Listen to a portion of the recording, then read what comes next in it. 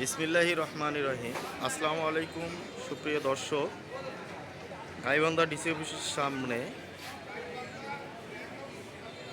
যে আলোচনা সভার আয়োজন করা হয়েছে সেটি হলো জাতীয় দুর্যোগ প্রস্তুতি দিবস 2026 আলোচনা সভা ও ভূমিকম্প অগ্নি বিষয়ক সহায়তায় মহড়া। এখানে রয়েছে বিজিবি ও রয়েছে বিভিন্ন স্তরের লোক, বিভিন্ন ডিপার্টমেন্টের সরকারি প্রকৌশলী কার্যালয়ের লোক। এটি একটি বিশেষ সচেতনমূলক মহড়া যা জনগণকে ভূমিকম্প এবং অগ্নি বিস্ফোরণ সম্পর্কে পূর্ণ তথ্য এবং কীভাবে তার প্রতিরোধ করা যাবে সে বিষয়ে শিক্ষণীয় বিষয়ে একটি মহড়া। তাই